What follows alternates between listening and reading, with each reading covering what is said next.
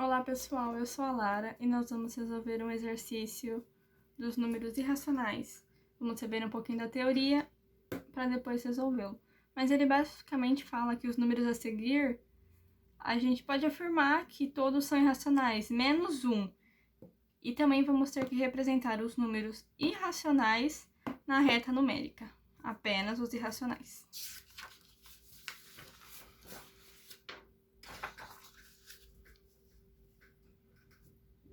Vamos fazer primeiro aquele esquema dos conjuntos numéricos. Temos os números naturais, que é o 0, 1, 2, 3, e assim ele vai continuar sucessivamente e infinitamente. Temos aqui também o conjunto dos inteiros, que vai ser a parte positiva e a parte negativa.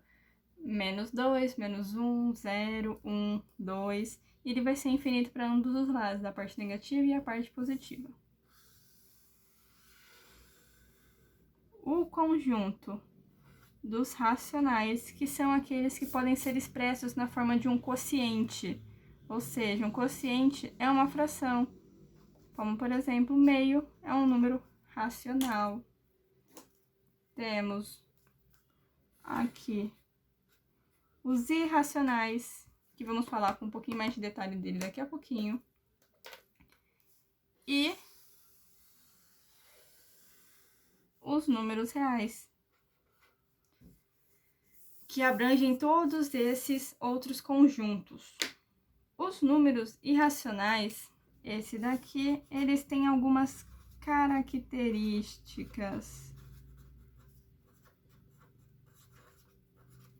que são elas: o fato deles serem dízimas não periódicas, então eles não têm períodos. Eles também possuem uma representação infinita, já que são dízimas, eles são infinitos. E eles não podem ser escritos na forma de um quociente, como, por exemplo, os números racionais podem. Os irracionais, eles não podem ser escritos na forma de um quociente. É isso que a gente precisa saber para conseguir resolver o exercício. Vamos analisar ele agora.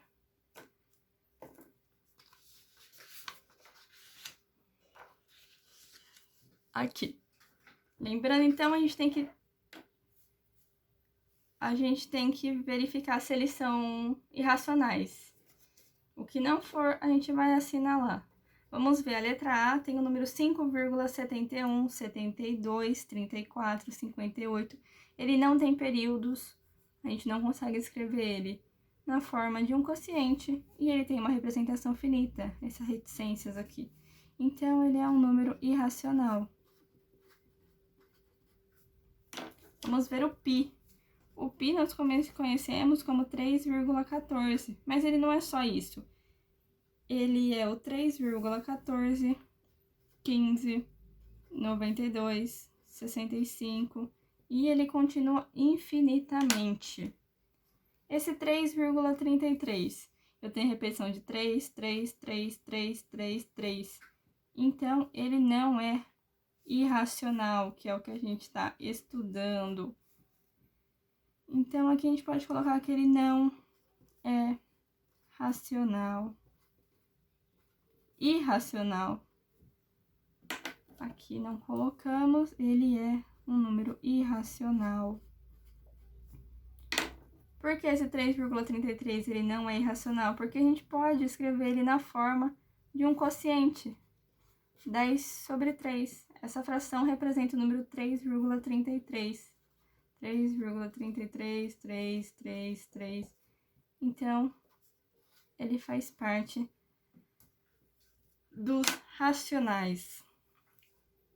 O menos raiz de 3, ou seja, vai ser o oposto do valor da raiz de 3.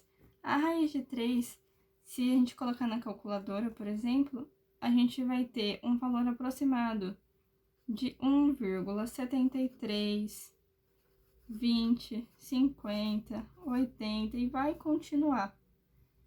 Então, ele é um número irracional.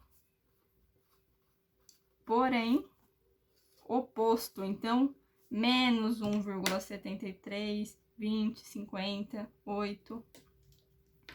E por último, o raiz de 2. Raiz de 2, ele é aproximadamente 1,41, 42, 13, 56, e ele vai continuar assim infinitamente. Então, ele também é um número irracional. Não podemos escrever na forma de um quociente. Ele não é uma dízima periódica, porque ele não tem períodos, ele não tem números repetidos, como esse daqui, 3, 3, 3, ele vai continuar infinitamente assim. Então, aqui, a nossa resposta dos números a seguir, podemos afirmar que todos são irracionais, exceto menos 1, menos o 3,33, porque ele é racional. Vamos representá-los, então, na reta numérica, vamos encontrá-los. Começando com esse, 5,71. Ele vai estar entre o número 5 e o 6. Porém, vamos achar assim, o meio do intervalo é mais ou menos aqui. Só que ele vai estar mais perto do 5 ou do 6. 5,5 seria a metade desse intervalo, então ele está mais perto do 6. Podemos colocar ele aproximadamente aqui. Então, aqui a gente tem o 5,71, 72 e assim vai. O π, 3,14, ele está entre esse intervalo de 3 e 4. O meio, mais ou menos aqui. Só que ele não passa do meio desse intervalo, ele não é maior que 3,5, então ele vai estar mais próximo do 3. Algo assim. Aqui temos o π. Esse 3,33 não é irracional, então a gente não vai representar ele na reta. Menos raiz de 3, o oposto da raiz de 3. Raiz de 3 é 1,7320, só que como nós queremos o oposto, vamos para esse lado. Olha, aqui são números negativos.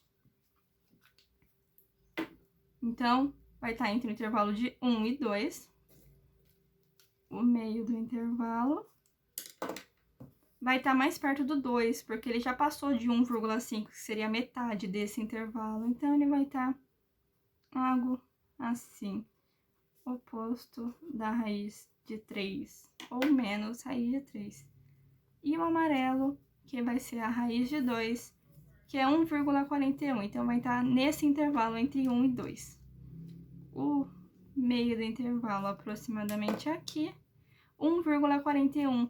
Ele não é maior que 1,5 ou igual a 1,5. Então, ele vai estar antes da metade desse intervalo, mais próximo do 1. Aqui temos o raiz de 2. Espero que vocês tenham entendido, pessoal. E é isso.